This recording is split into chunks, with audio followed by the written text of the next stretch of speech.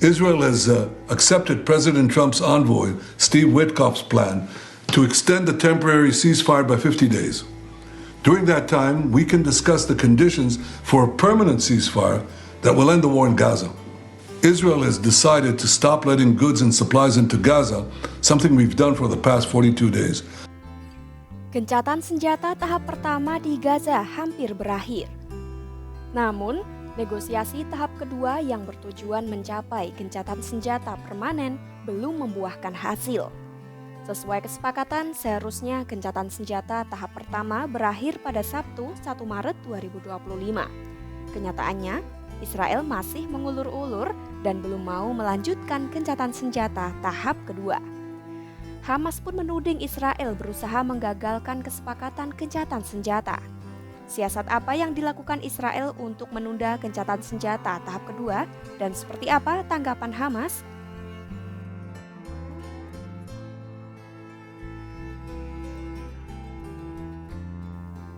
Bukannya lanjut ke tahap kedua, Israel justru ingin memperpanjang gencatan senjata tahap pertama. Perdana Menteri Israel Benjamin Netanyahu bilang, Israel telah menerima proposal dari utusan Presiden AS Donald Trump, Steve Witkoff, di mana proposal tersebut berisi usulan memperpanjang gencatan senjata sementara selama 50 hari. Menurut Netanyahu, waktu tersebut dapat digunakan untuk membahas persyaratan gencatan senjata permanen di Gaza. Proposal itu juga memungkinkan separuh sandera dibebaskan, sementara sisanya akan dibebaskan lagi jika telah mencapai gencatan senjata permanen. Namun, kata Netanyahu, Hamas telah menolak usulan tersebut. Israel has accepted President Trump's envoy, Steve Witkoff's plan to extend the temporary ceasefire by 50 days. During that time, we can discuss the conditions for a permanent ceasefire that will end the war in Gaza.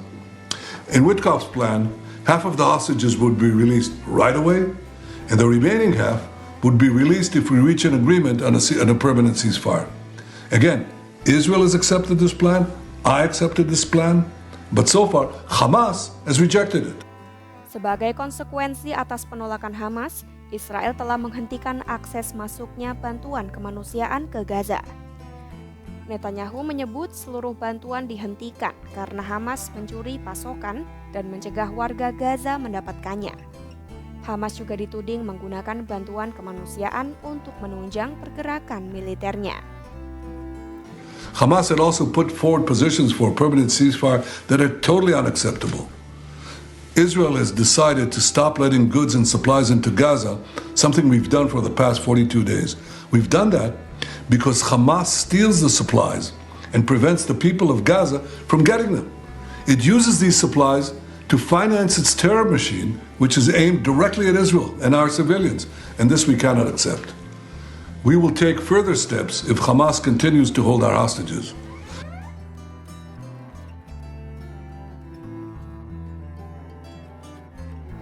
Melihat tingkah Netanyahu, Hamas menuduh Israel berusaha menggagalkan perjanjian gencatan senjata yang telah disepakati sebelumnya. Keputusan Israel untuk menghentikan bantuan dianggap sebagai pemerasan, kejahatan perang, dan serangan terang-terangan.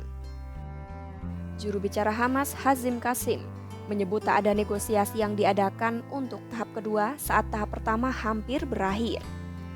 Qasim menilai Israel ingin seluruh sandera dibebaskan sambil tetap mempertahankan kemungkinan perang dimulai lagi. Hamas pun kembali menyerukan agar gencatan senjata tahap kedua segera dilaksanakan sesuai dengan kesepakatan awal.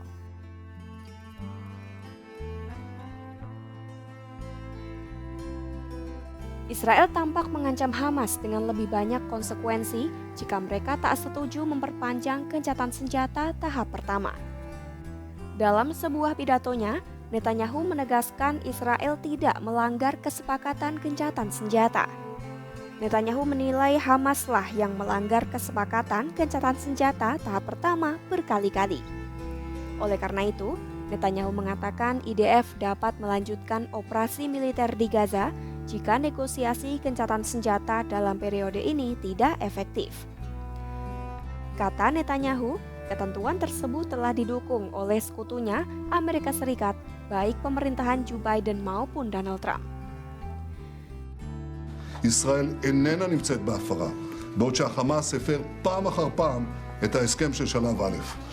על פי ההסכם המקורי, ישראל יכולה לחזור ללחימה לאחר היום ה-42, אם היא מתרשמת שהמשא ומתן לא אפקטיבי.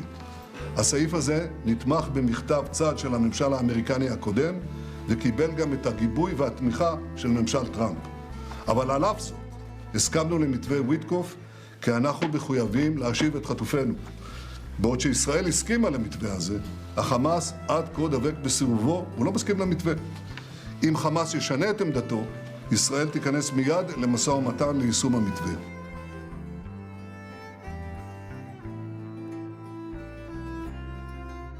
Mendengar kabar Israel ingin melanjutkan perang, Al Jazeera melaporkan warga Palestina di Gaza sangat tertekan.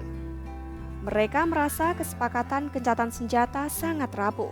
Ditambah ada jet tempur dan drone Israel yang berlalu lalang di langit Gaza yang membuat warga Palestina was-was akan serangan mendadak Israel. Di Israel sendiri, tekad Netanyahu yang membuat gencatan senjata tahap kedua tertunda menuai kritikan. Ratusan warga Israel berdemo untuk menuntut penyelesaian gencatan senjata dan pertukaran sandera. Warga Israel dan Gaza sama-sama tertekan dengan langkah yang diambil pemerintah Israel untuk memperpanjang gencatan senjata tahap pertama. Israel tampak menunda-nunda tahapan gencatan senjata dengan memberikan usulan baru, yaitu memperpanjang tahap pertama. Sementara Hamas bersikukuh agar kesepakatan gencatan senjata yang telah disetujui segera dilaksanakan. Penolakan Hamas pun dibalas ancaman dimulainya perang kembali yang dapat menghilangkan harapan tercapainya kedamaian di kawasan.